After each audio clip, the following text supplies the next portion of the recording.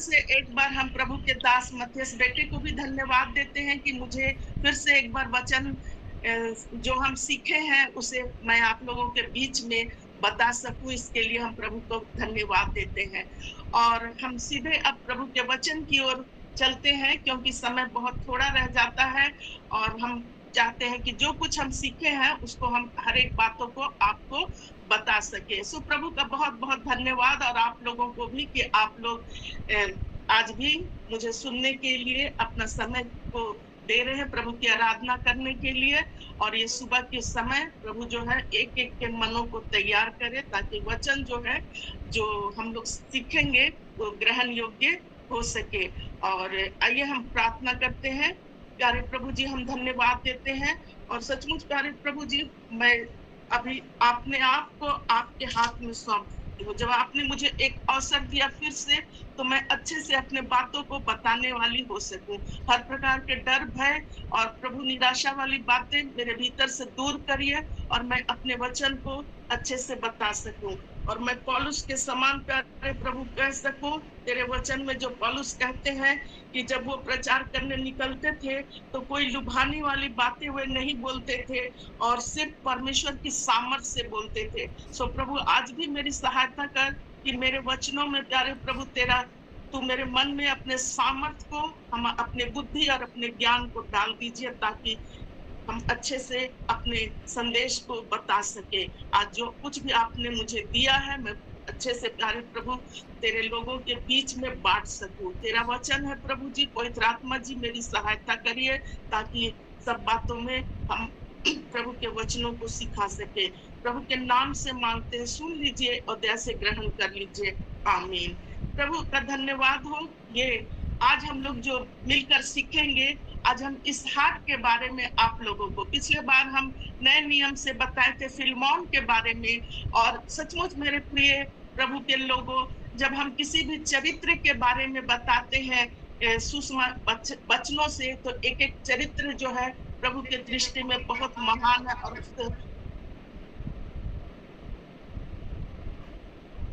उससे हमें सीखने को बहुत कुछ मिलता। आज हम लोग इसहाक के जीवन से हम लोग सीखेंगे कि किस प्रकार इसहाक जो है अपनी यात्रा में, जीवन की यात्रा में बहुत से प्रभु का चुना हुआ लोग था, प्रभु का चुना हुआ जन था, लेकिन अपने उस यात्रा में प्रभु जो है, जब वो अपनी यात्रा में चल रहा था, जीवन की यात्रा में चल रहा था, चुने हुए होने के बावजूद अनेक संकटों का सामना करना पड़ा, अनेक संकटों का सामना करना, और बहुत से मुसीबतों का सामना करते करते करते करते अंत में उससे प्रभु ने जो प्रतिज्ञा उसके साथ की थी उसे भी वो प्राप्त किया। वो निराश नहीं हुआ, हताश नहीं हुआ। इसहाक जो है आज के नए नियम के विश्वासियों को भी दर्शाता है। नए नियम के विश्वासी भाई बहन भी जब प्रभु में आते हैं, जैसे प्रभु में आते हैं, हम लोग प्रभु के हो जाते हैं, लेकिन जैसे हम प्रभु में हो जाते हैं हमें भी अनेक संकट मुसीबतों का सामना करना पड़ता है। बहुत सारे तकलीफ, अब पहले हम आराम से रहते हैं, लेकिन जैसे प्रभु में हम अपना जीवन को चाहते हैं हम अच्छे से बिताएंगे, उसी समय अनेक संकट मुसीबतों का सामना करना पड़ता है। और इसहाक के जीवन से हम लोग सीखेंगे कि हम विश्वासियों के भी जीवन में जो संकट आती है, मुसीबत आती है, हम प्रभु के हाथ में सौंपते हुए आगे बढ़ते चले जाए। इसहाक जो है अब्राहम, सब कोई जानते हैं कि इसहाक जो है अब्राहम का पुत्र था। और जब इसहाक, आज हम लोग जो अपने विषय को सीखेंगे, उत्पत्ति 26 अध्याय से हम लोग सीखेंगे, और पूरा 26 अध्याय में इसहाक के ही बारे में लिखा हुआ है। सो मेरे प्रियो, आज जो है जब इसहाक जो है, यहाँ लिखा है 26 के पहला से लेकर 5 तक में हम देखेंगे कि इसहाक जो है उस देश में जहां वो प्रतिज्ञा के देश में रह रहा था, वहां पर बहुत जो है अकाल पड़ गया। बाइबल में 3 अकाल के बारे में लिखा हुआ। अब्राहम के समय में भी एक अकाल पड़ा, और यूसुफ के समय में भी अकाल पड़ा, और इसहाक के समय में भी अकाल पड़ा। और अब अकाल जो है वो बहुत ही भयानक रूप से पड़ा और वो प्रतिज्ञा किए हुए देश को छोड़कर उसके मन में आ रहा, हम मिस्र की ओर चले जाए, मिस्र की ओर चले जाए। और वो उसको बहुत ही संकट का सामना, ये पहला संकट है जब मसीही जीवन में भी हम आगे बढ़ना चाहते हैं, संकट आ जाता, अकाल रूपी संकट हमारे जीवन में आ जाता, अनेक मुसीबतों का हमको सामना करना पड़ता। जैसे ही हम प्रभु में बढ़ना चाहते हैं, तरह तरह के बीमारी आ जाती है, परेशानी, कर्ज की स्थिति आ जाती है, बाल बच्चों की समस्या आ जाती है, और जिसमें कि हम जो है अच्छे से बढ़ नहीं सकते हैं और हमको लगता है कि हम संसार की ओर लौट जाए, हम संसार की ओर, संसार अपनी ओर खींचने लगता है, संसार की तमाम उन बातों को जो कि हमें अच्छी लगती है, लगता है कि हमारी परेशानी जो है वो मसीह में दूर नहीं होगी, वो संसार से ही हमें हमारी परेशानी दूर होगी, और ऐसा कह के उसमें लौटने लगते हैं। इसहाक के जीवन में भी हम यही देखेंगे कि वो प्रतिज्ञा किए हुए देश को छोड़कर वो मिस्र की ओर जा रहा था। मिस्र संसारिकता को दर्शाता, आप सभी जानते हैं, इस वचन को भी सब जानते हैं, लेकिन वचन को इसलिए प्रभु देता है ताकि जो है हम लोग जो है रिवाइज होते जाते हैं, प्रभु में उन जो वचनों को हम भूल जाते हैं, प्रभु स्मरण दिलाता है, और वचन कहीं ना कहीं किसी न किसी के जीवन में काम करता है। इसलिए मेरे प्रियो, आप हम लोग सब कोई वचन जानते हैं और इस अध्याय को भी जानते हैं, लेकिन एक एक करके हम सीखेंगे कि वो मिस्र की ओर लौटने लगा। वो प्रभु का प्रतिज्ञा किया हुआ संतान था, उसे पता था, लेकिन वो जो चाह रहा है कि हम संसार की ओर लौट जाएंगे। और ऐसा लिखा हुआ है, परमेश्वर ने उसे दर्शन दिया। एक एक बातों को हम लोग नहीं देखेंगे, लेकिन 1 से 5 तक में उसकी निराशा की स्थिति, एक बड़ा संकट आ गया उसके जीवन में। उसके बहुत सारे पशुधन थे, अकाल के कारण हो सकता है कि वो पशुधन का मृत्यु हो रहा होगा, खाने के लिए भोजन, उनके पास अनेक नौकर चाकर, बहुत ये धनाढ्य था, स्थिति बहुत अच्छा था। अब्राहम इसहाक, उसको अब्राहम की भी आशीष मिली हुई थी। तो जब इन संकट का सामना उसके अचानक अकाल रूपी संकट आ गया उसके जीवन में, तो वो प्रभु को और नहीं देखा कि जो परमेश्वर उसको यहाँ तक पहुंचाया है, उसके पिता को आशीष दी है, उसे आशीष दी है, वो जो है उसको उस समय भूल गया और सीधे वो मिस्र की ओर जाने लगा, जहाँ हरियाली थी, जहाँ पानी था, जहाँ की सब कुछ था। वो सोचा कि हम अपना जीवन जाके वहां पर यापन करेंगे, और रास्ते में फलिस्ती देश पड़ा, और जो है वहां पर लिखा है कि उस देश में अकाल पड़ा, और पहले से भी अलग अकाल था, पहले भी हुआ होगा, बहुत भयानक होगा, ये अकाल भी बहुत ही भयानक था। और लिखा है, इसहाक गरार को फलिस्ती के राजा अबीमेलेक के पास गया। जब वो वहां गया, तो जब संकट का सामना करते हैं, जब हम गलत निर्णय लेने लगते हैं, तो परमेश्वर जो है हमारी अगुवाई करता है। यहाँ पर जो है परमेश्वर, जब वो गलत निर्णय लिया इसहाक, तो परमेश्वर उसको अगुवाई किया। क्या अगुवाई किया? वो अपना दर्शन दिया। वहां पर दर्शन देकर कहा, मिस्र में मत जा, जो देश मैं तुझे बताऊंगा उसी में रह, और इस प्रकार जो है तू इसी देश में रह, और मैं तेरे संग रहूंगा और तुझे आशीष दूंगा। मेरे प्रियो, ये यीशु मसीह का वायदा है हमारे लिए, आपके लिए। प्रभु चाहता है, हम अनेक तकलीफों से अगर गुजर भी रहे हैं, तो प्रभु चाहता है कि जैसे उसने इसहाक को कहा कि मैं तेरे संग रहूंगा और तुझे आशीष दूंगा। हाँ मेरे प्रियो, हम जानते हैं प्रभु आपसे बातचीत कर रहा, मुझसे बातचीत किया कि अनेक संकट से तुम गुजर रहे होगे, बहुत सारी परेशानियां होंगी, बीमारी की परेशानी, कर्जे की परेशानी, बच्चों के पढ़ाई लिखाई की परेशानी, घर नहीं होने की परेशानी, जीवन में बहुत से तकलीफ का सामना करना पड़ रहा होगा। आज के दिन भी प्रभु कहता है, मेरे प्रिय भाई बहन, हम जानते हैं जब प्रभु में हम लोग आते हैं, बहुत सारे नए भाई बहन लोग आए हैं प्रभु में, और हमें जब हम प्रभु में आते हैं, प्रभु में आने से पहले बड़ा जीवन स्मूथली चलता है, और जैसे प्रभु में आते हैं अनेक संकटों का भी सामना करना पड़ता है। एक विश्वासी को हमेशा याद रखना चाहिए, हम भी एक यात्रा में हैं, हम एक यात्रा में है मेरे प्रियो। मसीही जीवन जब शुरू होता है, जैसे हम लोग बपतिस्मा लेते हैं, हम एक यात्रा में चल पड़ते हैं। हम उस कनान की यात्रा यानी हम प्रभु के देश में जाने की यात्रा में है। प्रभु जो है अपने लोगों को चुनता है, लेकिन जब मुसीबत और संकट आता हम घबरा जाते हैं। हम मिस्र की ओर जाने लगते हैं। हम घबरा कर हम उन पुरानी चीजों को जिसको हम छोड़ चुके हैं उसमें जाने के लिए हम ललायत हो जाते हैं। हम तो प्रभु चाहता है, प्रभु हमसे और आपसे यही कह रहे हैं कि मैं तेरे साथ रहूंगा। अनेक पहला मेरा यही है, अनेक संकट आ जाए, अकाल रूपी संकट आ जाए हमारे पास, मेरे प्रभु के लोगों, प्रिय प्रभु के लोगों, हम जान रहे हैं कि बहुत सारे संकट आ जाते हैं। बहुत यथार्थ जीवन में बहुत से संकट है, मुसीबत है, लेकिन प्रभु कहता है मैं तेरे साथ रहूंगा, मैं तेरे साथ आज मेरे प्रिय भाई बहन, आज आप किसी भी स्थिति से गुजर रहे, बहुत से भाई बहन गुजर रहे हैं, लेकिन परमेश्वर कहता है मिस्र को मत जाओ, उस देश में मत जाओ जहां से मैं तुम्हें निकाल के लाया हूँ, वापस उसमें आप मत जाइए, और मैं तेरे साथ रहूंगा, मैं तुझे आशीष दूंगा। हाँ मेरे प्रियो, प्रभु यही कह रहा है, मत जाओ, मत लौट के जाओ उस जगह से जहां से मैंने तुम्हें चुन लिया है, उस जगह से जब मैं तुझे सहायता कर रहा, मदद कर रहा, आप सीधे चलिए। और प्रभु जो है उनको कहा कि तुम इसी देश में रहो, गरार में रहो, फलिस्तियों के देश में रहो। और सचमुच यहाँ पर वचन में लिखा हुआ है कि उसने उसकी मानी, इसहाक प्रभु के वचन को माना। यही है मेरे प्रियो परमेश्वर की आशीष पाने का राज। परमेश्वर प्रभु की आशीष पाने का राज। हम कहते हैं हम क्यों नहीं आशीष पा रहे हैं, हम क्यों नहीं आशीष पा रहे, हमारे जीवन में सफलता क्यों नहीं आ रहा है। मेरे प्रियो, आज 1 से 5 तक अगर आप पढ़िएगा तो इसहाक ने उसकी मानी, अब्राहम ने परमेश्वर की मानी।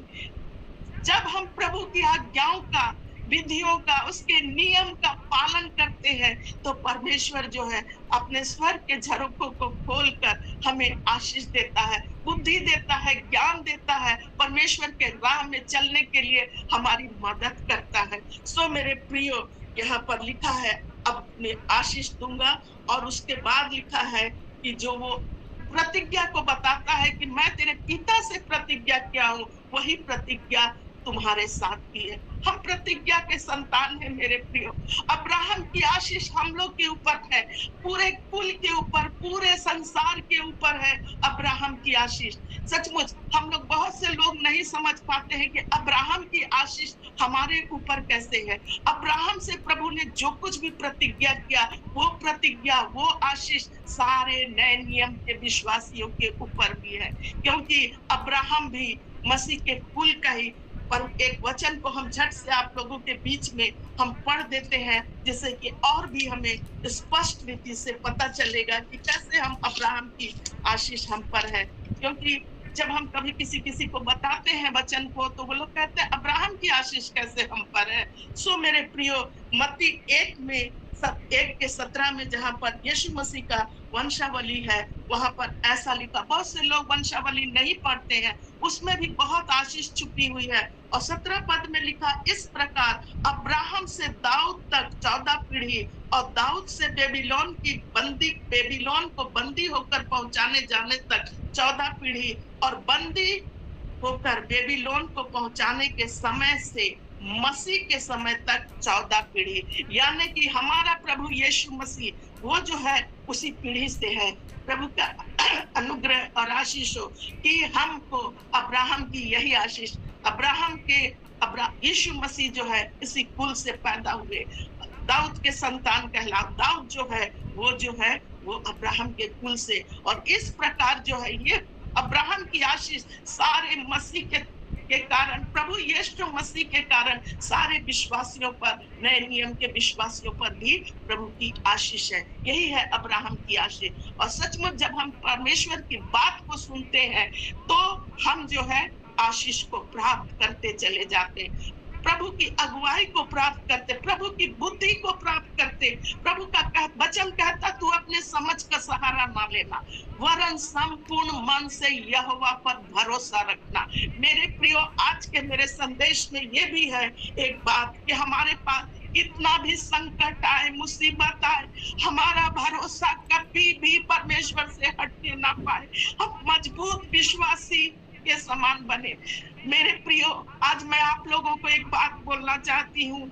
हम जो इब्रानियों के पत्री में शायद हम सोचते हैं 5वां अध्याय में लिखा है, अभी तक हम दूध की ही लालसा करते हैं, अभी तक ही हम दूध पीने वाले बच्चे के समान बने रहते हैं। हम उन वचनों को नहीं सीखना चाहते हैं जो परमेश्वर हमसे बोलना चाहता है। हम अन्न खाना नहीं चाहते हैं। इसलिए परमेश्वर का वचन कहता, हर एक विश्वासियों से, चाहे अविश्वासी, नए विश्वासी हो, पुराने विश्वासी हो, हमारे जीवन के यात्रा में हम अभी तक दूध पीने वाले बच्चे के समान नहीं रहे, लेकिन हम सियाने बने, परमेश्वर के वचनों को हम मंथन करने वाले बने कि प्रभु का वचन हमसे क्या कहना चाह रहा है।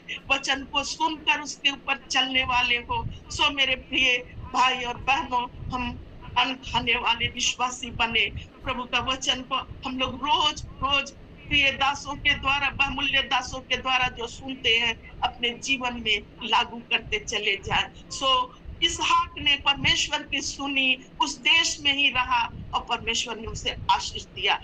आगे हम लोग जो है दूसरा संकट हम लोग देखेंगे। पहला संकट देखें कि अकाल का सामना करना पड़ा। नए नियम के विश्वासियों को भी बहुत सारे तकलीफों का सामना करना पड़ता, लेकिन जब हम प्रभु की सुनेंगे, उस पर भरोसा रखेंगे, हम जो है रास्ता पाएंगे। प्रभु निकालता है हमें। सो मेरे प्रियो, अब हम दूसरा संकट जो है अब्राहम के इसहाक के दूसरे संकट के बारे में देखेंगे। और वो जो है 6 पद से लेकर, अगर हम 6 पद से लेकर अगर 11 पद में है कि अब्राहम को जो दूसरा संकट जो हुआ ना, वो जो संकट हुआ, वो दूसरा झूठ बोलने के कारण उस पर संकट आई।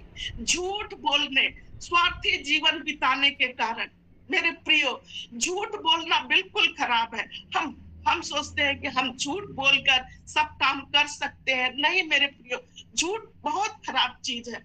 आज जीवन में जो है झूठ जो है वो जो नेव बना लेता है, तो वो नेव को कमजोर करता है।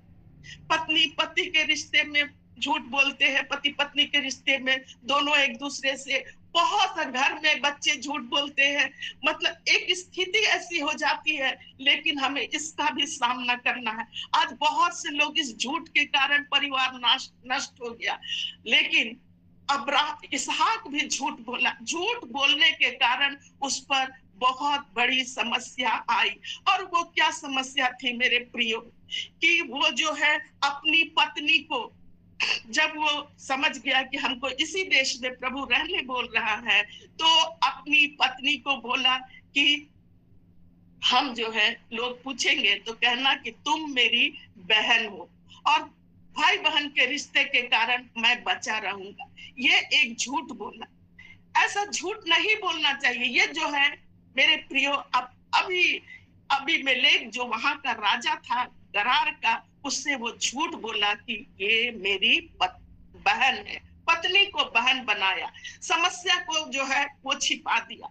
एक विश्वासी को समस्या से समाधान प्रभु से मांगना कि प्रभु, मैं उस देश में रह रहा हूँ, मेरी पत्नी के कारण लोग क्या करेंगे, आप मुझे सजेशन दीजिए, आप मेरी सहायता करिए। लेकिन वो झूठ का सहारा ले, वो झूठ जो उसके पिता ने भी बोला था।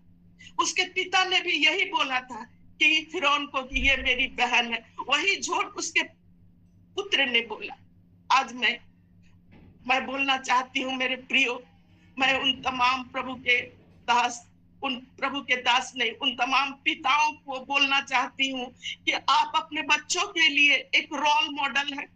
आप हर एक माता पिता अपने बच्चों के लिए एक बहुत ही सम्मानित जन है जिसको कि देखकर पर बच्चे जो है वही काम करते हैं। इसलिए हम अपने जीवन में झूठ को कोई भी स्थान ना दे। झूठ जीवन को खोखला कर देता है मेरे प्रियो। झूठ जीवन को जो है वो बर्बाद करता है। इसलिए हम कभी भी झूठ ना बोले, परमेश्वर से झूठ ना बोले, हम मनुष्य से झूठ ना बोले, हम अपने परिवार के लोगों से झूठ ना बोले। और ये झूठ बोलने के कारण इसहाक जो है वो संकट का सामना कर, बहुत बड़े संकट का सामना करने, वो पति पत्नी थे और भाई बहन बनकर रह रहे थे। और अबीमेलेक जो है वो देख लिया कि ये लोग पति पत्नी के जैसा रिश्ता निभा रहे हैं। उनसे पूछा कि तुम क्या हो, बताओ, तुम सच्चाई बताओ। और उस झूठ के कारण हो सकता था अबीमेलेक जो है वो उसका जान मार सकता था। लेकिन मेरे प्रियो, यहाँ पर भी बहुत आशीष की बात छुपी हुई है। यहाँ अबीमेलेक को हम देखेंगे, उसके जीवन को हम देखेंगे। अबीमेलेक जो है वो गॉडली मैन नहीं था, परमेश्वर का जन नहीं था। वो परमेश्वर को जानता था, यहोवा परमेश्वर को जानता था, लेकिन वो जो है यहोवा परमेश्वर को मानता नहीं था। इसहाक जो है वो एक गॉडली मैन था, वो परमेश्वर को जानता था, लेकिन परमेश्वर को जानने के बावजूद भी उसका जीवन में झूठ आ गया। वो झूठ बोलकर रिश्ता को जो है वहां बता दिया। मेरे प्रियो, आज भी हम प्रभु के लोग कहलाते हैं, लेकिन हम अपने जीवन में उन तमाम गलतियों को कर देते हैं जो हमें नहीं करना चाहिए। अबीमेलेक जो है वो प्रभु का जन नहीं था, लेकिन एक गॉडली मैन नहीं था, लेकिन उसके जीवन से हम देखेंगे कि बहुत बार जो है वो जो है अबीमेलेक जो है वो ऐसा काम कुछ नहीं किया, वो कोई गलत काम नहीं किया। वो जानता था अगर हम किसी की बीबी को, अपनी बीबी को बना लेंगे तो परमेश्वर का ताड़ना मुझ पर आएगा, मेरे सारे कर्मचारियों के ऊपर आएगा। एक प्रभु को नहीं जानने वाला लोग ऐसा मन में विचार रखता है। सो जब हम लोग प्रभु को जानने वाले लोग हैं, ऐसे गलतियों में हम ना पड़े, ऐसे गलतियों में हम ना पड़े मेरे प्रिय, कि हम एक प्रभु के जन है, एक एक जन प्रभु के चुने हुए लोग हैं। सो हम कोई ऐसी गलती ना करें अपने जीवन के द्वारा जिससे कि हमें लज्जित होना पड़े, जिससे कि प्रभु को लज्जित होना पड़े। मसीही जीवन में बहुत ही फूक फूक के कदम रखना पड़ता है।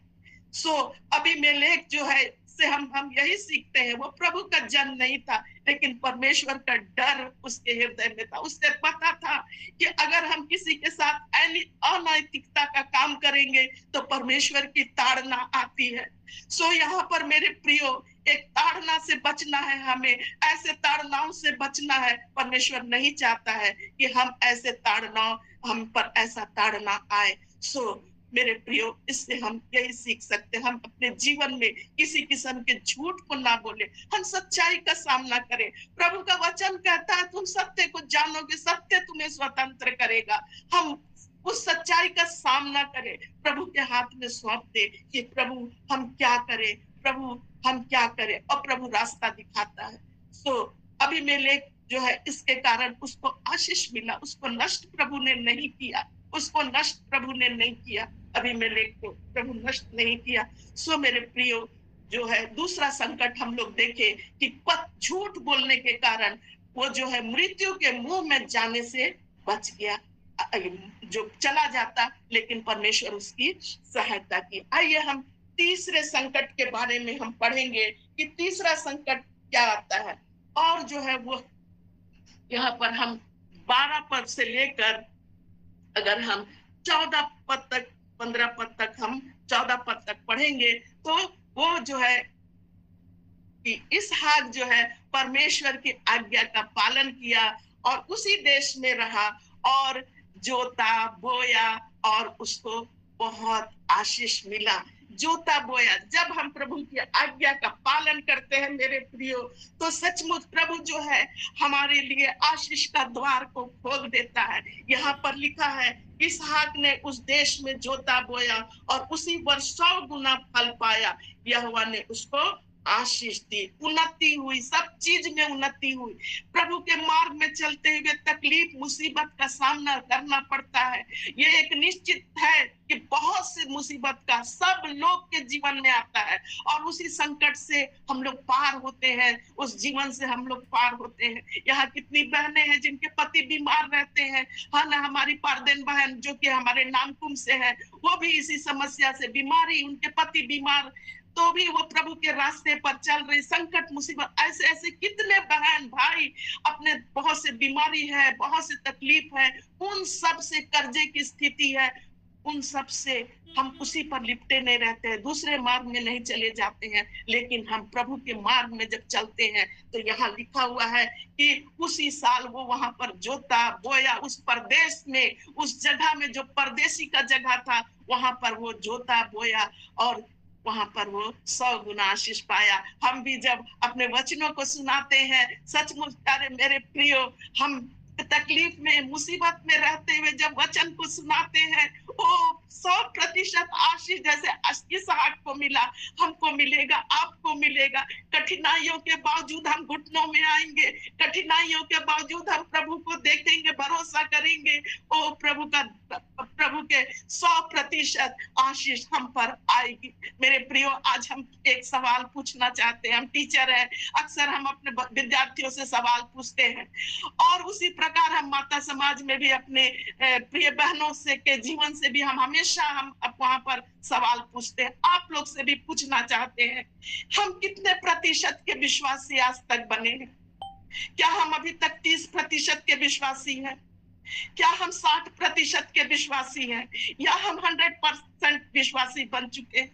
मेरे प्रियो, हमारे जीवन में बहुत सारी कमियां रहती हैं, लेकिन हम प्रभु चाहता है कि हम उन कमियों को के बावजूद, उन समस्याओं के बावजूद हम अपने जीवन में प्रभु का काम को करते चले जाएं और प्रभु के सामर्थ्य को खोजे, उसकी आज्ञाओं का पालन करें और उसके बाद जो है 100% विश्वास, हम जो है आशीष के हकदार होंगे, सब कुछ हमें प्राप्त होगा। मेरे प्रियो, हम यहाँ पर एक वचन जरूर पढ़ना चाहेंगे आप लोगों के लिए, आप उसको निकाल लीजिएगा। मरकुस 4 का 9 पद में ऐसा लिखा हुआ है। जल्दी से हम लोग मरकुस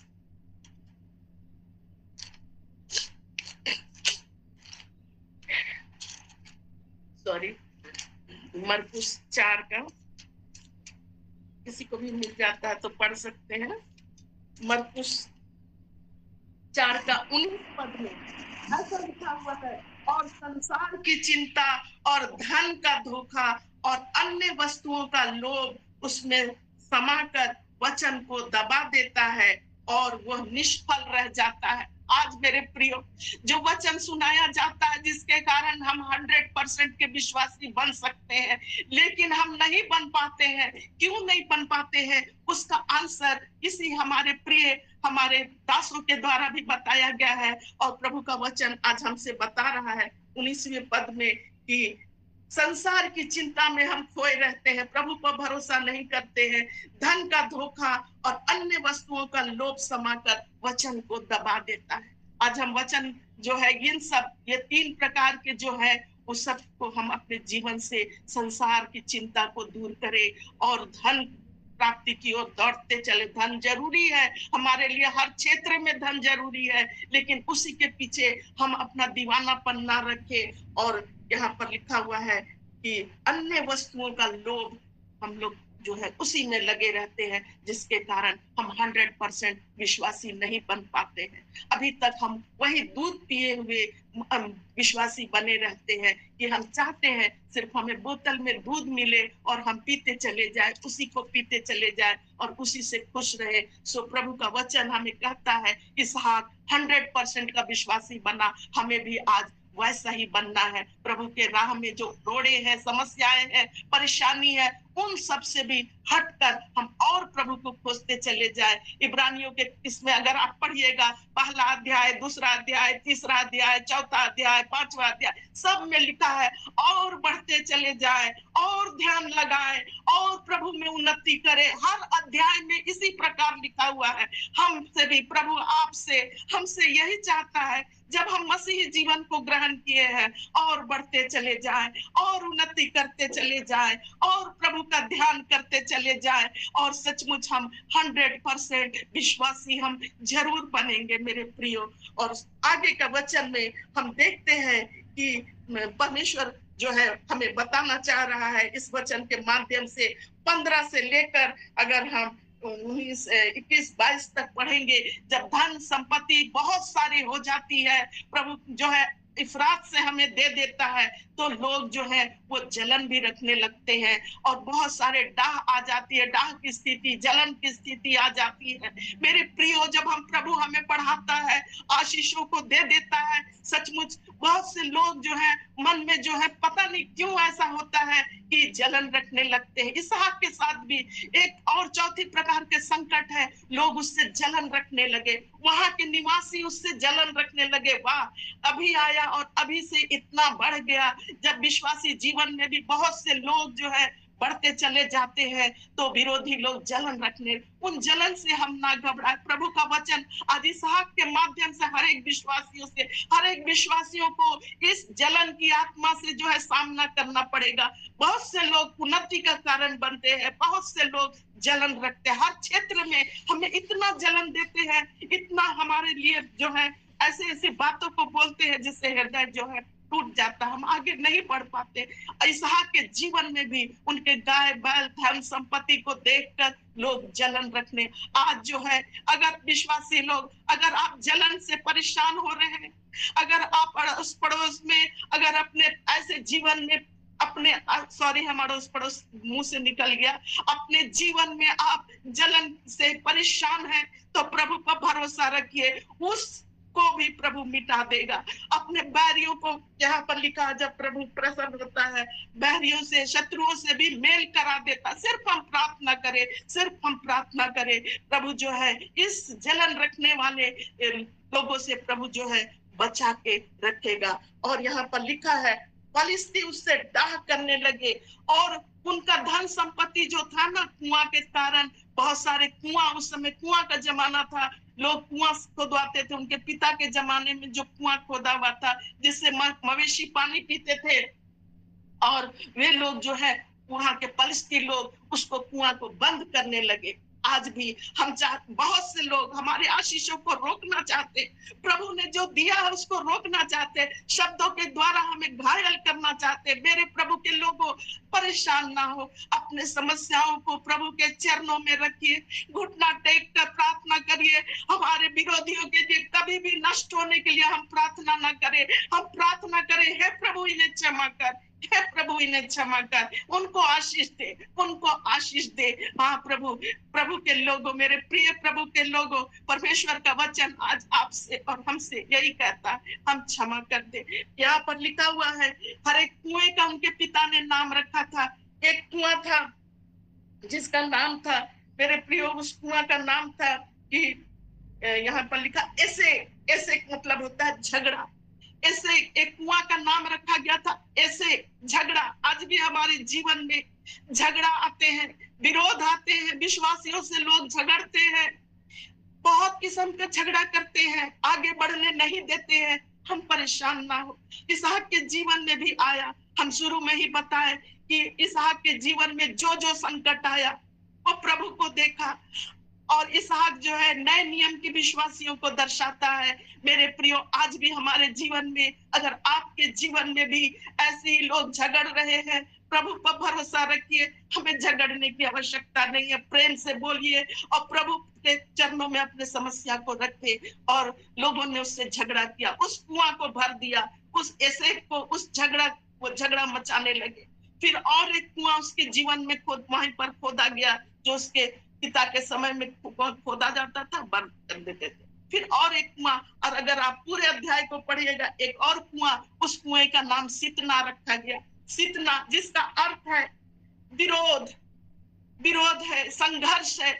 बहुत संघर्ष करना पड़ा अपने मवेशियों को पानी पिलाने के लिए, अपने जो उनके संपत्ति नौकर चाकर जो थे उनके लिए संघर्ष करना पड़ा। आज हमारे भी जीवन में बहुत सारे ऐसे होंगे, बहुत सारे सितना होंगे, संघर्ष होगा, लोग जलन रखने वाले लोग होंगे, लेकिन उनसे नहीं घबराना। ऐसी परिस्थिति आएगी, आते रहती है।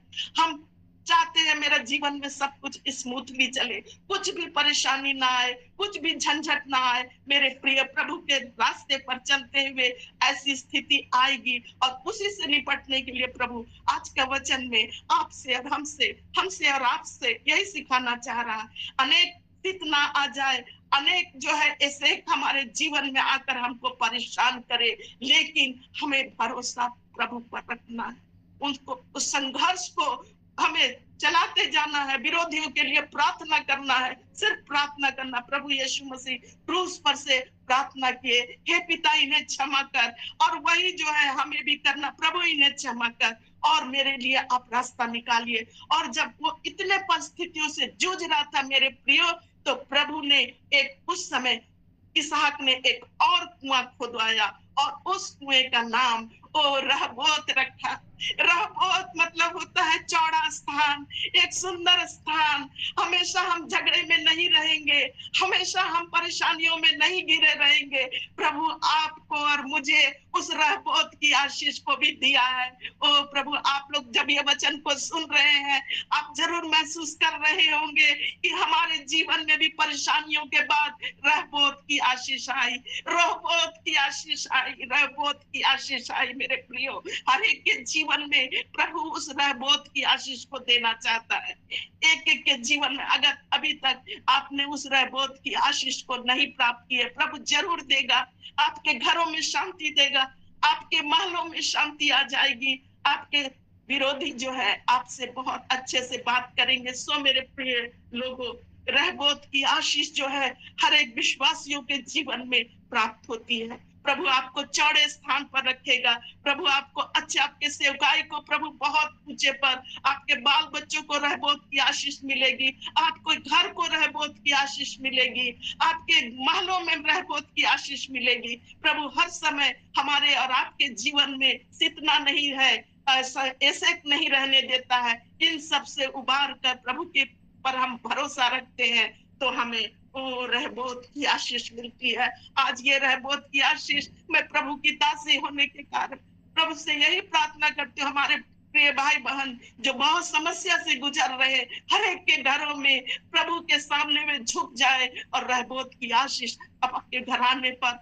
आपके जीवन में, आपके बाल बच्चों के जीवन में वो इतनी सुंदर आशीष से भर देगा जिसकी हम कल्पना भी नहीं कर पाए। मेरे प्रिय प्रभु के लोगों, इसहाक ने रहबोत की आशीष को प्राप्त किया। तमाम संकट मुसीबत से आप भी रहबोत की आशीष को प्राप्त करते चले जाएंगे।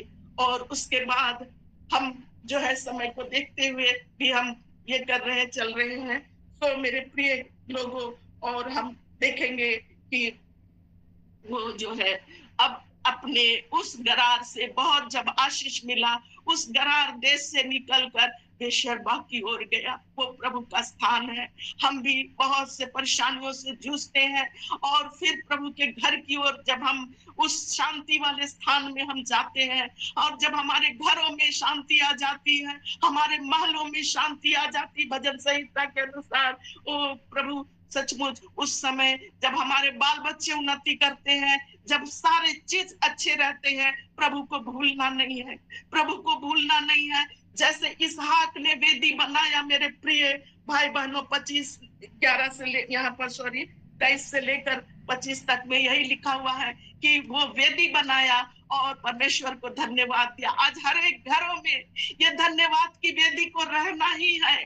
हम अगर आशीष प्राप्त करना चाहते हैं मेरे प्रियो, तो हम अपने घराने में एक वेदी को जरूर रखें। सुबह में नहीं सकते हैं, शाम को उस वेदी में अपने बाल बच्चों के साथ आए और प्रभु को धन्यवाद दे। प्रतिदिन के आशीषों के लिए, प्रति क्षण के जीवन के लिए हम प्रभु को आशीष देने वाले, प्रभु को धन्यवाद देने वाले बने। हमारे जीवन में प्रभु यही चाहता है कि हम धन्यवाद देते चले जाए, धन्यवाद देते चले जाए, धन्यवाद दे। किसी भी बात में हम कंजूसी ना करें, हमारे घुटने प्रभु के सामने झुके रहे। धन्यवाद के लिए हमारे हाथ जो है हमेशा उठे रहे। बहुत बार हम अपने प्रियजनों के लिए प्रार्थना करते हैं, जब वो सफर में रहते हैं, कहीं से आना रहता, हम रात दिन प्रार्थना करते हैं, प्रभु उनके सफर को मुबारक करिए, अच्छे से लाइए, दूतों के पहरे में लाइए। जैसे हमारे प्रियजन घर में हम अपने बड़े बेटे के लिए बोल रहे हैं, वो हर शनिवार को रात को शुक्रवार रात को गाड़ी चढ़ता है और फिर शनिवार सुबह सुबह पहुंच जाता है। रात में हम लोग फैमिली प्रेयर में करते हैं, अपने व्यक्तिगत प्रेयर में, लेकिन जैसे उसको सुबह में देखते हैं सही सलामत से, हम भूल जाते हैं प्रभु को धन्यवाद देने के लिए। और कब धन्यवाद देते हैं? फिर वही रात की आराधना करते हैं, तब हम लोग धन्यवाद, हम जान रहे हैं हम गलती किए हैं, उसी समय धन्यवाद देना है। प्रभु कितना अनोखा तेरा प्रेम है।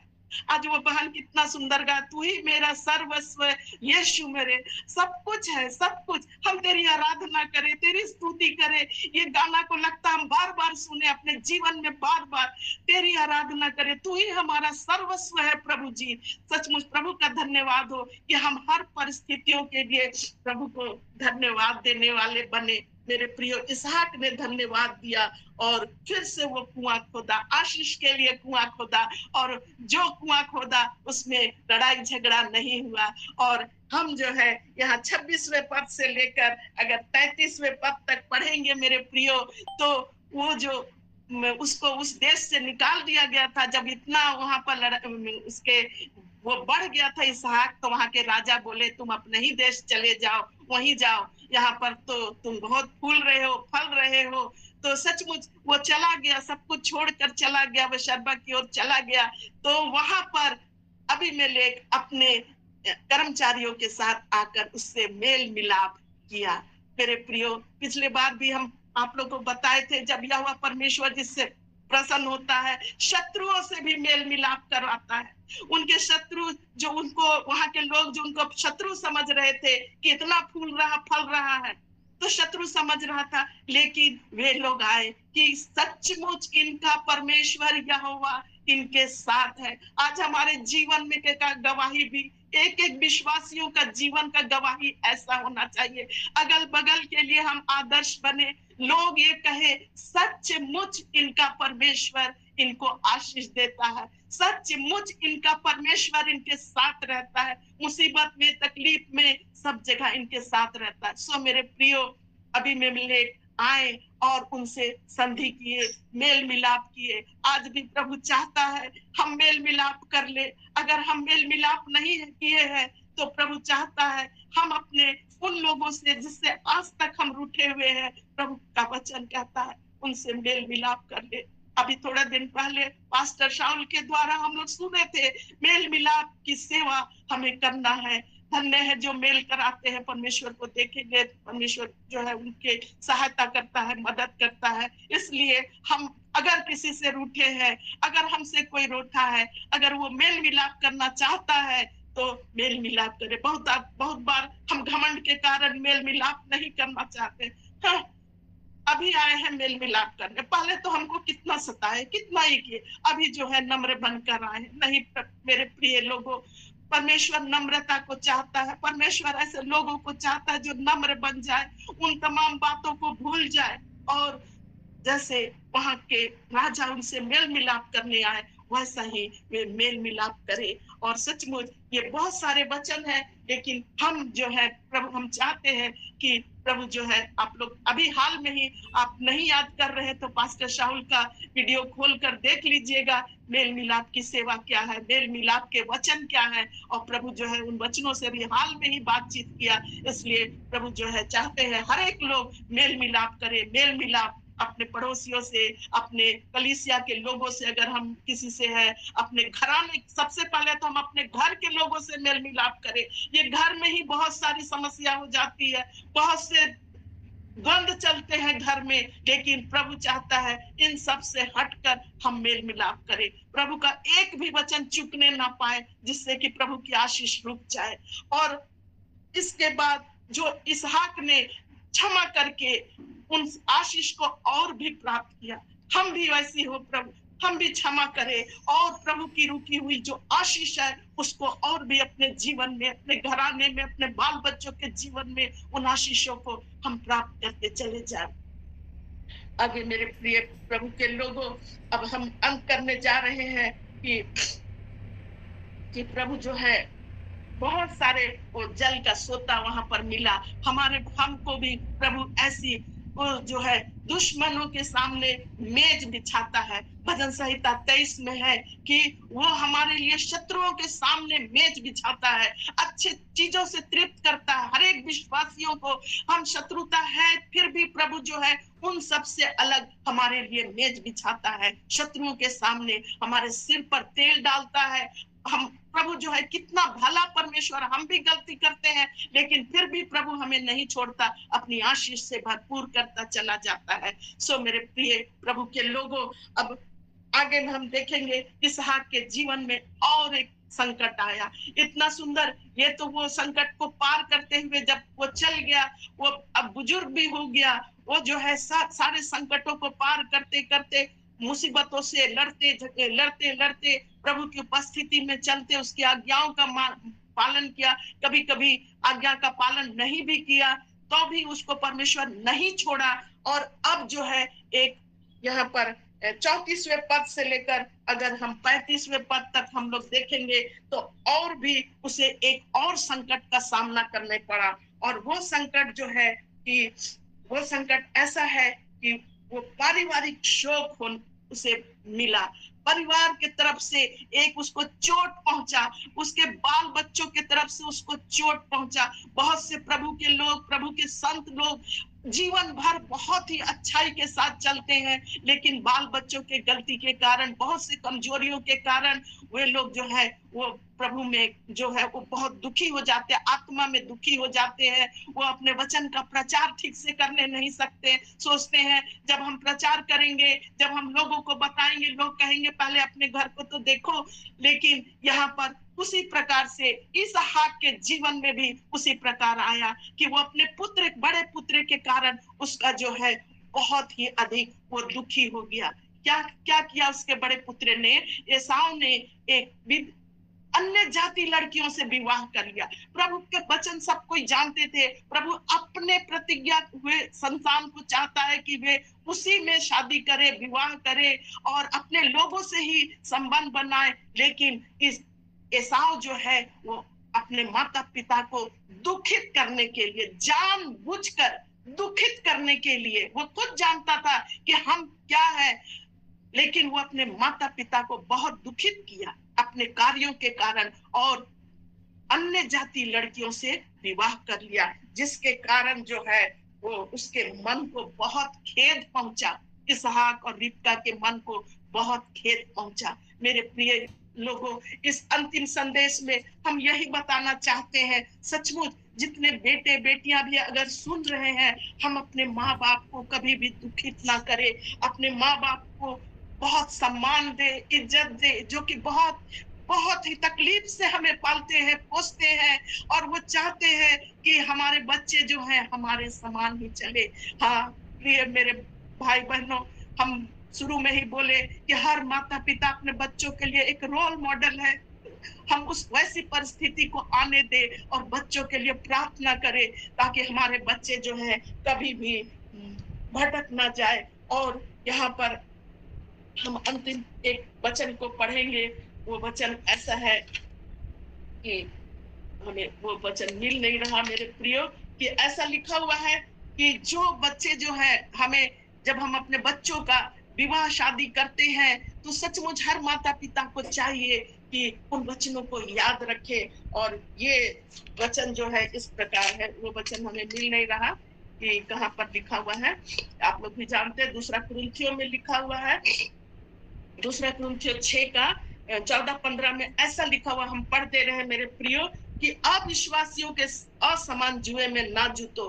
हर एक विश्वासी माता पिता को, हर एक बच्चों को यही उनके मन में शुरू से ही ये भावना को डाल देना है कि प्रभु चाहता है अब जब हमें संसार से अलग किया है तो हम उस संसारिक रीति से विवाह ना करें, हम अपने जोड़े के लिए हम ठहरे।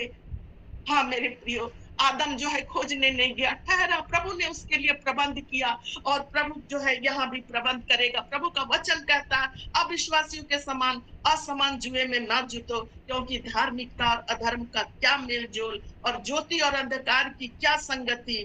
इस प्रकार प्रभु का वचन कहता असमान जुए में नहीं जुटना है, हमें ठहरना है प्रभु के लिए। हम प्रभु से, लोग आजकल पूछते हैं कि लड़का डॉक्टर है, लड़की इंजीनियर है, लड़का ये है, लेकिन ये नहीं पूछते हैं प्रभु के जानने वाले क्या उद्धार प्राप्त किए हुए हैं। सचमुच आज हमें इसको भी प्रभु के सामने रखना है। प्रभु, उद्धार प्राप्त किए हुए बच्चे ही मेरे बच्चों के जीवन में देना।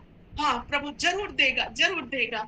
और उसी प्रकार वहां पर लिखा हुआ है कि 16, 17 और 18 में, इसलिए प्रभु कहता है उनके बीच से निकलो और अलग रहो, अशुद्ध वस्तुओं को मत छुओ, मैं तुम्हें ग्रहण करूंगा और तुम्हारा पिता होऊंगा और तुम मेरे बेटे और बेटियां होंगे। और परमेश्वर सर्वशक्तिमान प्रभु परमेश्वर का ये वचन है कि हमें, जैसे एसाव ने वो बहुत बड़ी गलती की, माता पिता को दुखित कर दिया, इसलिए प्रभु कहता उनको उनके बीच से निकलो, मैं तुम्हारे लिए प्रबंध, हर एक चीजों का प्रबंध करूंगा। और जिस प्रकार इसहाक जो है वो हम देखें कि लास्ट में उसको पुत्र का ये ऐसा शोक परिवार के तरफ से मिला जो जीवन भर उसके साथ था, और उसी का असर आगे चलकर भी देखेंगे। उसकी माता जो है एसाव को पसंद नहीं की और याकूब को ज्यादा पसंद की।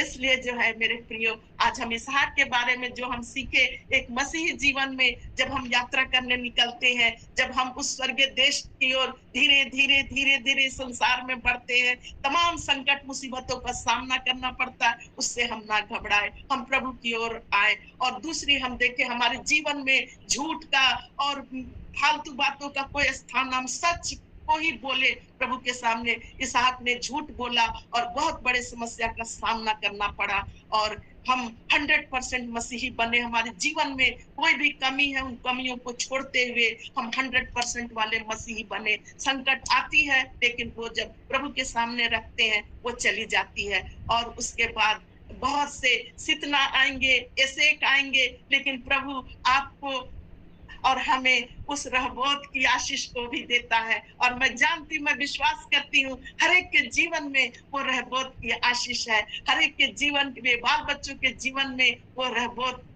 की आशीष हर एक के जीवन में है। हालेलुया प्रभु का कि आपने इन सुंदर वचनों को सुना। हमें धन्यवाद देना है, कभी भी धन्यवाद से हमें दूर नहीं जाना। सुबह शाम दोपहर हर बार हमें धन्यवाद देना है।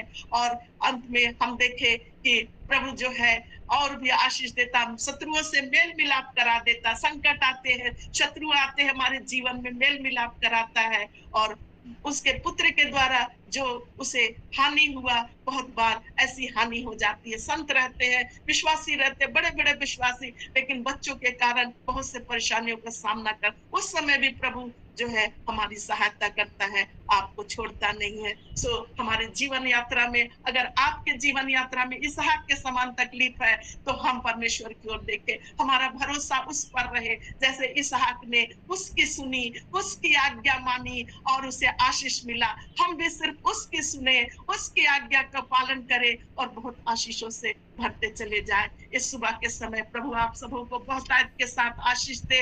आपके घर परिवार, आपके बाल बच्चों को, आपके नौकरी को, आपके बिजनेस को, हर क्षेत्र में प्रभु आशीषित करे। रहबोत की आशीष से आप हमेशा हमेशा भरे रहे और प्रभु के पथ में हमेशा चले। जय मसीह की, आप सबों को जय मसीह की। जय मसीह।